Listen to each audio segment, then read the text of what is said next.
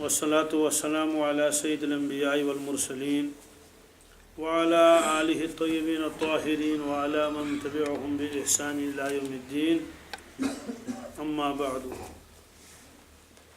أعوذ بالله من الشيطان الرجيم بسم الله الرحمن الرحيم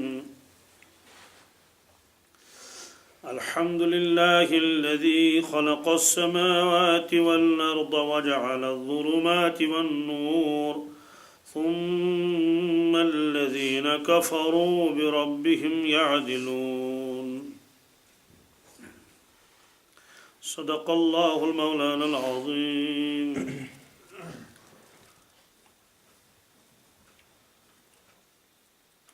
یہ قرآن پاک کی چھٹی صورت ہے، سورہ انعام. ایک ہوتا ہے انعام، ایک ہے انعام. اگر شروع میں حمزے کے نیچے زیر لگا دیا جائے تو انعام پڑھا جائے وہ مصدر ہو جائے گا. انعام ینعم انعامن، انعام دینا اس کے معنی آتے ہیں بخشش کرنا، عطیہ دینا، کسی کو نوازنا. لیکن یہ ہے انعام، یہاں شروع میں جو حمزہ ہے اس کے اوپر زبر ہے انعام. حمزہ میں نے اس لیے کہا کہ عربی میں جب الف کے اوپر حرکت لگا دی جاتی ہے اس کو حمزہ پڑھا جاتا ہے. الف ہمیشہ خالی ہوتا ہے، اس پر نہ زبر نہ زیر نہ پیش نہ جزم. تو اگر اس پر حرکت لگا دی جائے اس کو حمزہ کہتے ہیں. تو حمزے کے اوپر اگر زبر ہے تو یہ انعام ہے. یہ انعام کیا ہے؟ یہ نعم کی جمع ہے. نعم، نعم کس سے کہتے ہیں؟ عربی میں نعم کے معنی آتے ہیں مویشی. جو چوپائے جانور ہوتے ہیں مویشیوں کو عربی میں نعم کہتے ہیں. اس میں بھیڑ، بکریاں، اونٹ اور جہاں اور بھی جانور ہیں وہ بھی اس میں آ جاتے ہیں، جیسے بھینسیں ہیں، دوسری چیزیں ہیں. تو اس کو یہ نعم کی جمع ہے. نام اصل کہتے ہیں وہ لوگ صرف اونٹ کو، نام اونٹ کو کہتے ہیں. نام نون عین میم جس لفظ کے اندر ہو اس میں نعمت کے معنی آتے ہیں. جیسے وَأَمَّا بِنِعْمَةِ رَبِّكَ فَحَدِّثْ، چونکہ انعام میں بھی ایک طرح کی نعمت ہوتی ہے، اس میں بھی اس میں نون عین اور میم مادہ شامل ہے. اہل عرب کے یہاں بہت بڑی نعمت سمجھی جاتی تھی اونٹ، اس لیے وہ اونٹ کو نام بھی کہتے ہیں. تو اسی کی جمع ہے انعام. گویا ترجمہ کریں گے اس کا چوپائے. لیکن یہ بھی ایک مسئلہ ہے، اگر صرف بھیڑ اور بکریاں ہیں تو اہل عرب اس کو انعام نہیں کہتے جب تک اس کے اندر اونٹ بھی شامل نہ ہو. جیسے کہیں بڑا ریوڑ ہے، یہ بکریوں کا ریوڑ ہے، وہاں بھیڑ ہیں، اس طرح سے، اور جب تک ان کے اندر اونٹ شامل نہ ہو تب تک وہ اس کو انعام نہیں کہتے ہیں. گویا کہ انعام وہ تب بولتے ہیں جب اس کے اندر کیا ہو؟ اونٹ بھی شامل ہو، تعداد چاہے کم ہو یا زیادہ ہو. تو اس طرح سے اس سورۃ شریف کا نام اللہ تبارک و تعالیٰ نے سورۃ الانعام رکھا. یہ مکۃ المکرمہ میں یہ سورۃ شریف نازل ہوئی ہے اور اس میں 165 آیتیں ہیں. اور اس سورت کی جو خصوصیت ہے وہ یہ ہے کہ یہ سورت ایک ساتھ نازل ہوئی ہے. ورنہ صورتیں عام طور سے ایک ساتھ نازل نہیں ہوتی، چھوٹی چھوٹی تو ایک ساتھ نازل ہو جاتی ہیں، جیسے انا اعطینا، جیسے قل هو اللہ احد، جیسے الم تری کیف، جیسے ارایت الذی. یہ صورتیں جو ہیں سورہ ماعون ہے، کافرون ہے، سورہ نصر ہے. لیکن یہ تو بڑی صورت ہے، تو اس کی ایک خصوصیت ہے. البتہ چند آیتیں اس میں ہیں. بعض حضرات فرماتے ہیں ان کی تعداد زیادہ سے زیادہ 6 ہے. کہتے ہیں وہ آیتیں تو مدینہ طیبہ میں نازل ہوئی ہیں، کیونکہ ان کا مضمون بھی وہی ہے. وہ آگے آئے گا ان کی، وہاں میں انشاءاللہ اس کی طرف اشارہ کر دوں گا. تو اس صورت کی خصوصیت ہے کہ حضرت عبداللہ ابن عباس فرماتے ہیں کہ جب یہ صورت نازل ہوئی مکۃ المکرمہ میں تو جبریل امین علیہ السلام تو تشریف لاتے تھے وحی کے ساتھ. لیکن اس صورت کی یہ خصوصیت ہے اس وقت اس کے ساتھ 70,000 فرشتے بھی آئے تھے. اللہ تبارک تعالیٰ نے ان کے ساتھ بھیجا، کوئی مدد کرنے کے لیے نہیں کہ راستے میں کوئی چھین لے اس لیے مدد کرنے کے لیے ان کو ساتھ بھیج دیا، نہیں. محض اس صورت کے اعزاز و اکرام میں یہ اتنی جو ہے وہ تعداد فرشتوں کے ساتھ آئی. جیسے کبھی ایسا ہوتا ہے نا، چیز تو ایک چھوٹی سی ہوتی ہے، مثال کے طور ایک آدمی بھی اٹھا سکتا ہے، لیکن پورا گروپ اس کے ساتھ جاتا ہے کہ بھائی یہ تو بہت قیمتی چیز ہے، بادشاہ کے دربار میں لے جانا ہے. تو یہ اللہ تعالیٰ کا بڑا انعام ہے. اور یہ قرآن پاک تو سارا ہی انعام ہے، سبحان اللہ. ہر صورت बहरहाल इस सूरत की एक खसूसियत है कि 70,000 फरिश्ते उस वक़्त आए इस सूरत के साथ जब जिब्रील अमीन अलैहिस्सलाम इस सूरत को लेकर आए अल्लाह के नबी सल्लल्लाहु अलैहि वसल्लम की खिदमत में। तो इस सूरत को अल्लाह तबारक ताला ने अलहम्द से शुरू फरमाया है। इस सूरत में तौहीद के तमाम उसूल व ज़वाबित क़वाइद हैं और इस सूरत के अंदर रिसालत व माद का भी तज़किरा है। क़यामत आएगी उसके ऊपर ज़बरदस्त दलाइल अल्लाह तबारक ताला ने बयान फरमाए हैं, जिसको दलाइल काहिरा कहते हैं ये है। और इसी तरह से जो मुशरिकीन हैं और मुल्हिदीन हैं उनका जो नज़रिया है और अक़ीदा है उसकी तरदीद इस सूरत में बहुत ज़बरदस्त अंदाज पर है। इससे पहले जो सूरत ख़त्म हो चुकी सूरह माइदा, उस सूरह माइदा में ज़्यादातर हिस्सा था अहली किताब के साथ यहूद व नसारा, उनकी तरदीद जगह जगह थी। ख़ास तौर से जो आखिर के दो रुकू हैं आप हजरात के जहन में होगा, उसमें नसारा की ज़बरदस्त तौबीख़ है कि वो हज़रत ईसा अलैहिस्सलाम को उलूहियत का दर्जा देते हैं, तो उसका इब्ताल है। इस सूरत में अल्लाह तबारक ताला ज़्यादातर मुशरिकीन और मुल्हिदीन की तरदीद फरमाते हैं, अक्सर हिस्सा उसी का है। कुरान पाक में 5 किस्म के मज़मून होते हैं। ये लिखा है हज़रत शाह वली साहब मुहद्दिस दहलवी ने, जो उन्होंने एक किताब लिखी है असूल तफसीर के ऊपर, उसका नाम है अल-फौज़ुल कबीर फ़ी असूल तफसीर। अजीब मामला है कि हज़रत शाह साहब अलैहि रहमत से पहले किसी ने भी वो किताब नहीं लिखी और उसके बाद भी किसी ने नहीं लिखी, बस वो एक ही किताब है। असल किताब तो फ़ारसी में है और उस फ़ारसी में उस होने के बाद उसको अरबी में मुंतक़ल किया गया, उलमा ने उसको अरबी में तर्जमा कर लिया, यानी अरबी बना लिया उसको।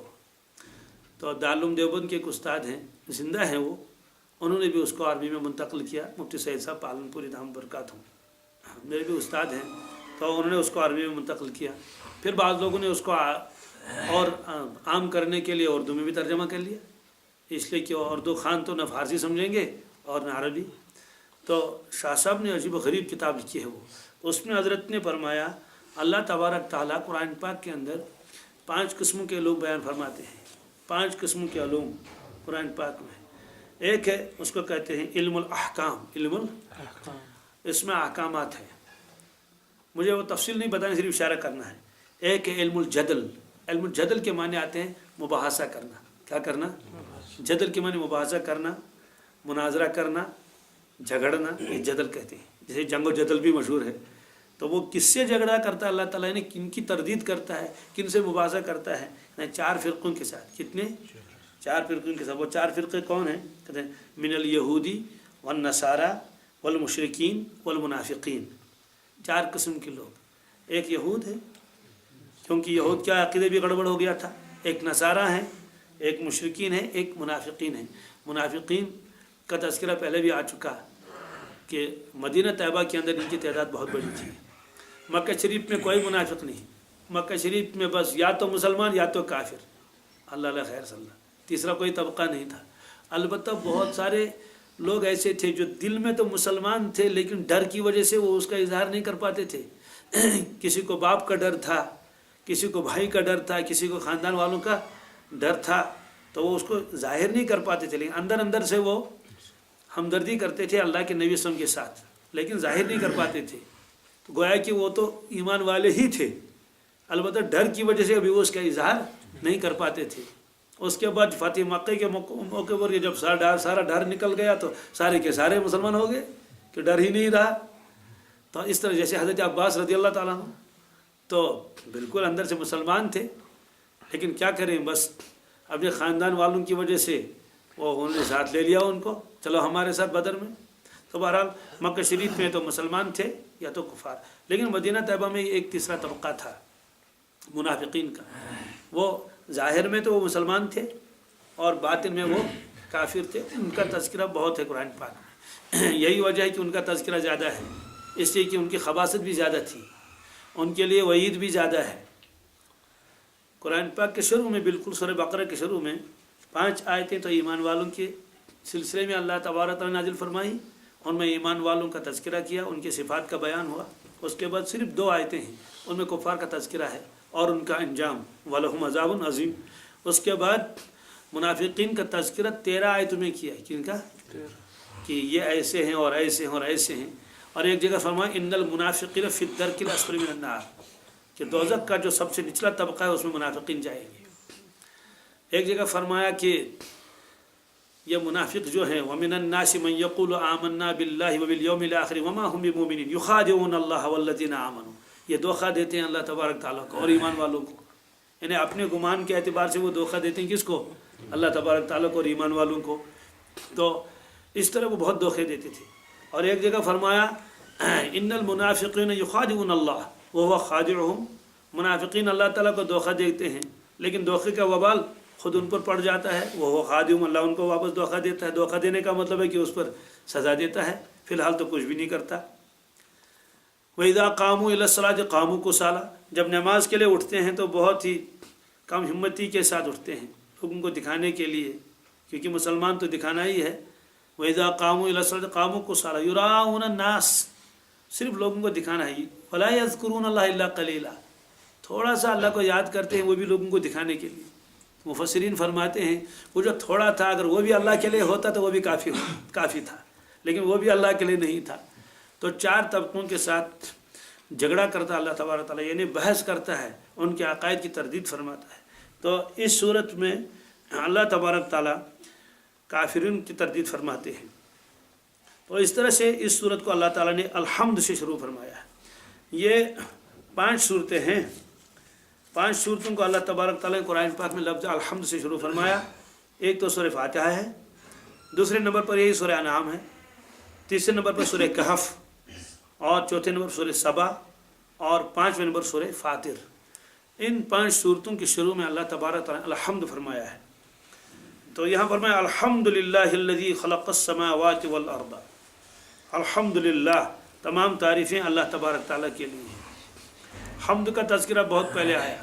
حمد کہتے ہیں کسی کی صفات بیان فرمانا تو ساری صفتیں اس کی اپنی ہوں. کس کی؟ کسی کی عطا کردہ نہ ہوں. اس سے معلوم ہوا کہ اللہ تبارک تعالیٰ کی صفات ان کی تو اپنی ہیں. ان کی ذات بھی قابل تعریف ہے ان کے صفات بھی قابل تعریف ہے. باقی جو انسانوں کی تعریف کی جاتی ہے وہ دراصل اللہ تعالیٰ کی تعریف ہے. کیسے؟ آپ پھول کی تعریف کر لیں کہ پھول ایسا خوبصورت ہے اور اس میں ایسی رنگت ہے تو ظاہر سی بات ہے یہ تو تعریفیں آپ اصل میں پھول بنانے والے کی کر رہے ہیں. آپ کسی آدمی کے آواز کی تعریفیں کر لیں بڑی پیاری آواز ہے میٹھی آواز ہے یہ تعریف تو آپ آواز کی کر رہے ہیں اصل تو یہ تعریف ہو رہی ہے آواز دینے والے کی. آپ کسی کے حسن و جمال کی تعریف کر لیں غور کر لو تو اس کا اپنا کیا ہے اس میں کوئی دخل ہی نہیں ہے. تو وہ دراصل آپ تعریفیں کریں کس کی؟ جس نے حسن و جمال عطا فرمایا. تو اسی وجہ سے عارفین نے لکھا ہے کسی آدمی کو کبھی بھی اپنی کسی صفت کے اوپر گمان نہیں ہونا چاہیے میں ایسا ہوں اور ویسا ہوں. اس لیے کہ وہ فوراً تصور کر لے کہ میرا تو اس میں کوئی دخل ہی نہیں یہ تو سب اللہ کا دیا ہوا ہے. اس لیے اپنے حسن پر اپنی جوانی پر اپنی طاقت پر اپنے فہم و فراست پر قوت حافظے پر اپنے علم پر اپنی دولت پر کیسا غرور کیا تعریفیں اپنے آدمی کرے. کچھ بھی نہیں سب اللہ کا دیا ہوا ہے. اب مجھے بتائیں اگر کوئی آدمی کرائے کے مکان پر رہ رہا ہو اور اس کو معلوم ہو کہ مکان میرا نہیں ہے مجھے کرایہ دینا پڑتا ہے یا کسی بھائی نے فی الحال مجھے رہنے کے لیے دیا ہے آپ بہت زیادہ تعریفیں کریں گے میرا مکان ایسا ہو کہتا ہے یہ تو میرا تو ہے نہیں تو میرے دوست کا ہے البتہ فی الحال مجھے اس نے یہاں رہنے کے لیے دیا ہے اور اگر اس کو جب ضرورت پیش آ جائے وہ خود آ کے یہاں بسے اور مجھے وہاں سے نکلنا پڑے گا تو اس کے ذہن میں ہر وقت رہتا ہے یہ مکان میرا نہیں ہے. تو اس طرح سے انسان کی ایک کے پاس جو بھی چیز ہے تو وہ تو اس کی اپنی ہے ہی نہیں سب اللہ تعالیٰ کا دیا ہوا ہے نا. اس لیے کسی بھی خوبی کے اوپر آدمی کو گمنڈ غرور نہیں ہونا چاہیے. الحمدللہ تمام تعریفیں اللہ تبارک تعالیٰ کے لیے ہیں. وہ اللہ تعالیٰ کون ہے؟ الذی خلق السماوات والارض جس پروردگار نے آسمانوں کو بنایا اور زمین کو بنایا. تو آسمان کو بنایا زمین کو بنایا یا خلق فرمایا مطلب تو یہ ہے کہ تمہارے معبود جن کی تم عبادت کرتے ہو وہ آسمان تو زمین کیا بنائیں گے وہ تو مکھی اور مچھر کو بھی نہیں بنا سکتے وہ تو کسی معمولی چیز کو نہیں بنا سکتے ہیں. یہ اللہ رب العزت ہے جس نے آسمانوں کو بنایا. آسمان کا صیغہ یہاں جمع کا صیغہ ہے. ایک کو کہتے ہیں سما کیا سما والسماء بنیناہا اسی طرح سے وانزلنا من السماء تو اس کی جماعت ہے سماوات اور آسمان اصل میں ہے 7 ये कुरान पाक में जगह जगह है। अल्लज़ी खलक़ सबअ समावातिन तिबाक़ा फसव्वाहुन्ना सबअ समावात। तो 7 आसमान हैं, ये इस तरह से ऊपर तले हैं, बिल्कुल एक ऊपर है, एक उसके नीचे, एक उसके ऊपर, ये 7 हैं। और अल्लाह के नबी सल्लल्लाहु अलैहि वसल्लम ने एक मौके पर फरमाया कि जितना फासला ज़मीन से लेकर आसमान तक है, इतना ही फासला पहले आसमान से दूसरे आसमान तक है। एक रिवायत में फरमाया 500 साल का रास्ता है। अब वो 500 साल वो सवारी कौन सी होगी? जाहिर सी बात है घोड़ा और खच्चर तो मुराद हो नहीं सकता, इसलिए कि 500 साल में वो चले तो कितना चले, लेकिन आपने फरमाया 500 साल की मुसाफत है एक आसमान से लेकर दूसरे आसमान तक। मालूम है कि वो अलग अलग है, एक आसमान है, फिर दूसरा, फिर तीसरा है। इसे समावात फरमाया। वल अर्द, इसको मुफरद फरमाया, यानी मुफरद का मतलब ये वाहिद है, वो जमा कसेगा है। अब ज़मीनें कितनी हैं, ये मज़मून कुरान पाक में भी है। कुरान पाक में एक जगह अल्लाह ताला ने फरमाया अल्लाहुल्लज़ी खलक़ सबअ समावात, अल्लाह तबारक ताला ने 7 आसमान बनाए, व मिनल अर्दी मिस्लहुन्ना, और ज़मीनें भी उन्हीं जैसी, उन्हीं की तरह, यानी उतनी की तादाद में, ज़मीनें भी 7 हैं, ज़मीनें भी 7 हैं। यतनज़्ज़लु अम्रु बैनहुन्ना, अल्लाह तबारक ताला अपने अहकामात उनके दरमियान उतारता रहता है। अब सवाल है कि वो 7 ज़मीनें हैं कहाँ? आसमान के बारे में तो ये एक आसमान है, फिर दूसरा है, फिर तीसरा है, लेकिन वो 7 ज़मीनें कहाँ हैं? इसकी तो सराहत कहीं नहीं है कि वो 7 अलग अलग ये क्या हैं, लेकिन अहादीस में है, सहीहैन में रिवायत बुखारी मुस्लिम में, उसमें है कि जो शख्स जुल्मन किसी की ज़मीन दबा ले, एक बालिश्त, कितनी? एक बालिश्त के माने आते हैं कि इतना, जिसको हम एक हाथ भी कहते हैं, इतना एक बालिश्त, ये दबा ले उसकी ने, जुल्मन उसकी ज़मीन दबा ली, उसने ले ली जबरन।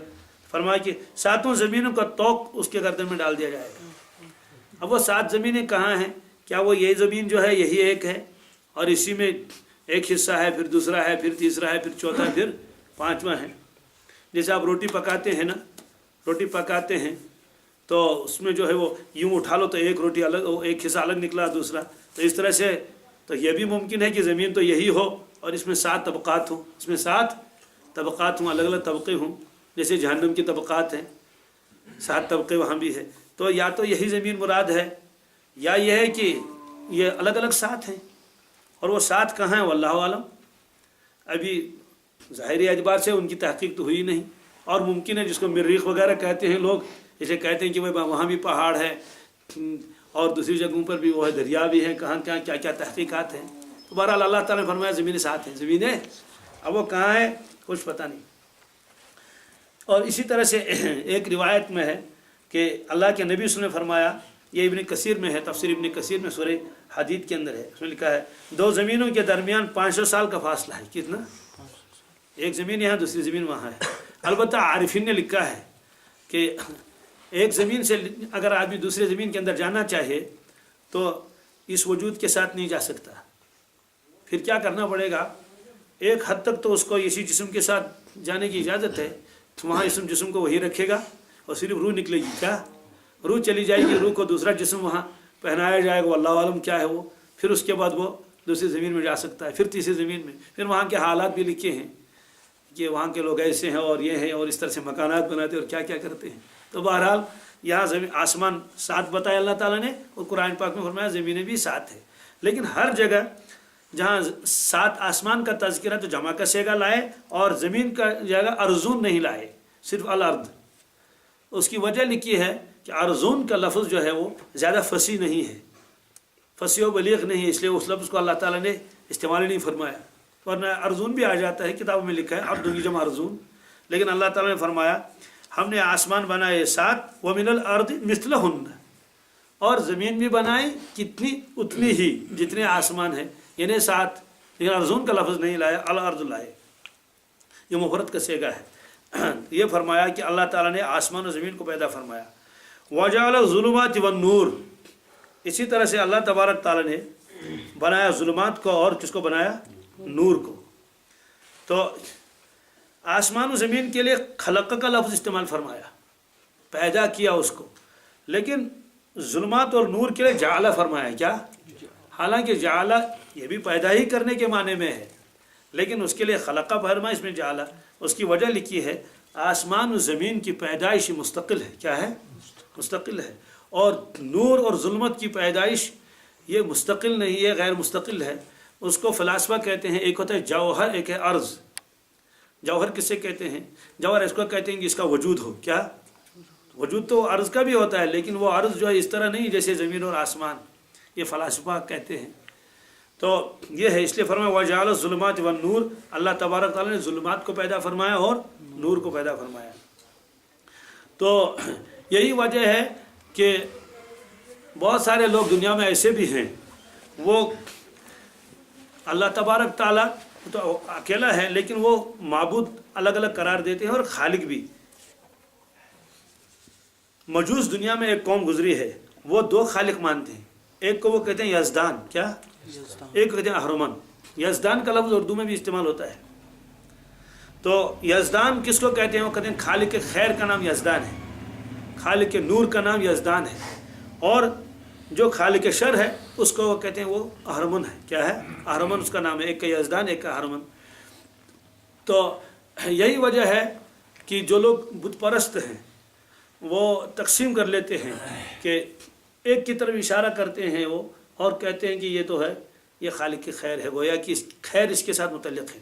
उसकी शक्ल वो हसीन व जमील बना लेंगे, क्योंकि जो खैर देता है, इनामात देता है, उसको बहुत ही हुस्न जमाल वाला बनाते हैं। और जो मुसीबतें नाजिल करता है और वो और ये, उसको ख़तरनाक किस्म की शक्ल देते हैं, जैसे काली देवी, काली माता मुँह खोल के, तो आदमी घबराता उसको देख कर ही, तो मंदिर में जाकर उसको डरता है कि ये है काली माता।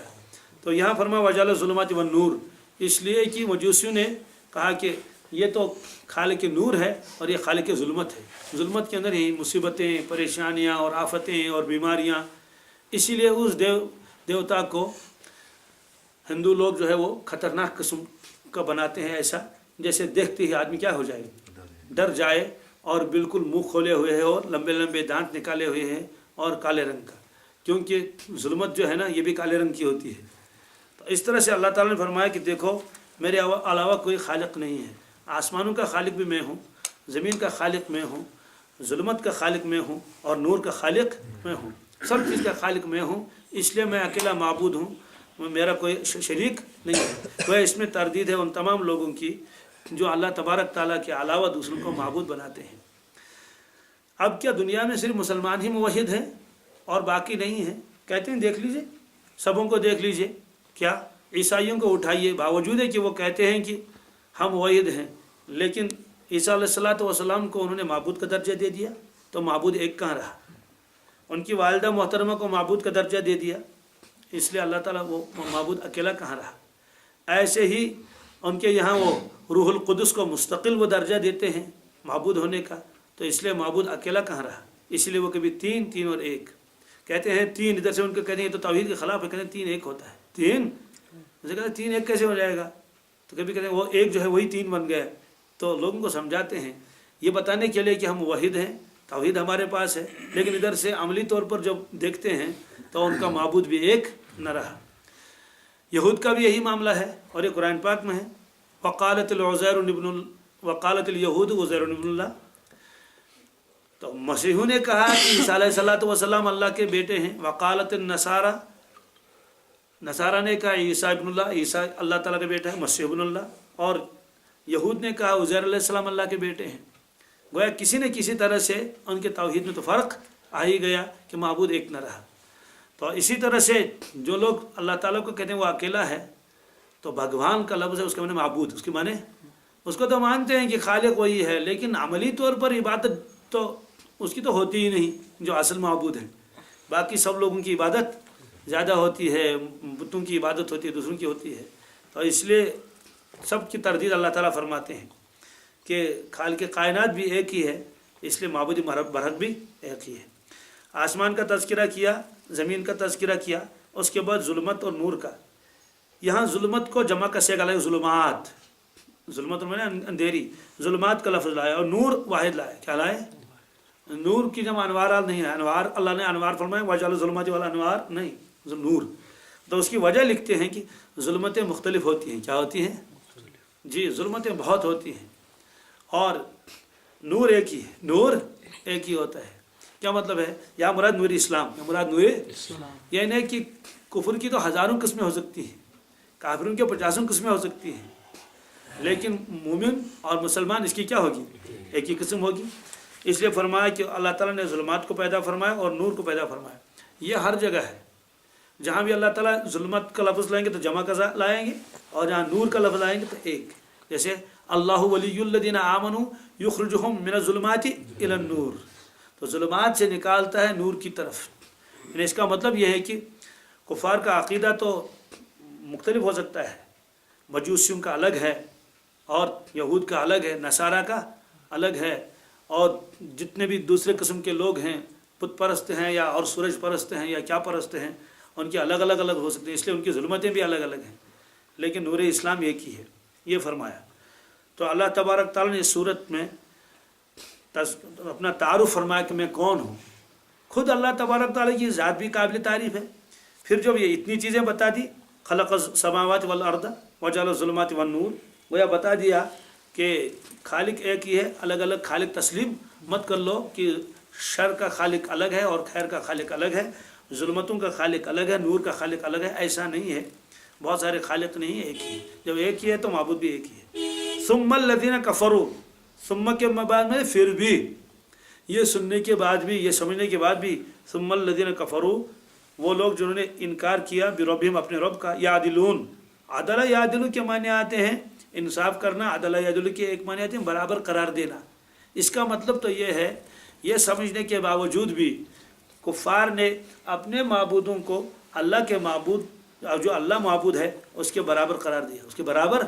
यानी जैसी इबादत अल्लाह तबारक ताला की करनी चाहिए वैसी इबादत वो इनकी भी करते हैं, और अगर कोई अल्लाह की भी इबादत करता है तो जो अल्लाह की इबादत जैसे करता है वैसे वो माबूद दूसरे माबूदों की इबादत कर लेता है। गोया कि इन माबूदों को उन्होंने अल्लाह तबारक ताला के बराबर करार दिया। या तो इबादत में बराबर करार दिया, जितना अल्लाह का हक़ है उतना उनके अलावा दूसरों का भी हक़ है, माबूदानी बातिल का हक़ है। या इसका मतलब तो यह है कि जैसा अल्लाह ताला देने वाला है, मुतसर्रिफ़ है, ऐसा ही ये भी हैं। जैसे इख्तियारात अल्लाह ताला को, वैसे इख्तियारात गैरुल्लाह को भी हैं। तो ये भी एक मतलब है इसका, सुम्मल लज़ीना कफ़रू बिरब्बिहिम यादिलून, कि अल्लाह तबारक ताला के बराबर उन्होंने औरों को कर दिया। ये फरमाया, मतलब ये कि ऐसा नहीं करना चाहिए, लेकिन उन्होंने ऐसा किया, इसलिए वो मुवहिद न रहे। ये फरमाया। पहले तो आलम अकबर का बयान हुआ, अब आलम असगर का बयान आ रहा है। हुवल्लज़ी खलक़कुम मिन तीन, वो अल्लाह रब्बुल इज़्ज़त ऐसा है, खलक़कुम मिन तीन, जिसने लोगों तुमको पैदा फरमाया मिट्टी से। पहले आसमान का तज़किरा किया, ज़मीन का तज़किरा किया, जुल्मतों का तज़किरा किया, नूर का तज़किरा किया, इसका खालिक मैं हूँ। उसके बाद फरमाया हुवल्लज़ी खलक़कुम मिन तीन, वो अल्लाह रब्बुल इज़्ज़त वो है जिसने तुम लोगों को पैदा किया मिट्टी से। क्योंकि पैदाइश का तज़किरा चल रहा है तो मालूम यह हुआ कि तुम्हारा खालिक भी वही अल्लाह है। तो मुफस्सिरीन फरमाते हैं पहले आलम अकबर का तज़किरा किया, आलम अकबर ये पूरा आलम है, और फिर आलम असगर का तज़किरा किया। आलम असगर कहते हैं इंसान को। इसलिए मुहक्किकीन ने बड़ी अजीब अजीब बातें लिखी हैं इंसान के बारे में कि बिल्कुल इसकी मुशाबत है आलम के साथ। किसके साथ? और अगर आज की साइंस की दुनिया देख ली जाए तो उसमें तो आदमी गोया कि ऐसे समंदर में चला जाएगा कि उसका किनारा कहीं न मिले। इंसान के ऊपर आदमी तहकीक कर ले, उसके दिमाग के ऊपर और उसके फेफड़ों के ऊपर, उसके रगों के ऊपर, उसके खून के ऊपर तहकीक कर ले, और तो एक आलम है।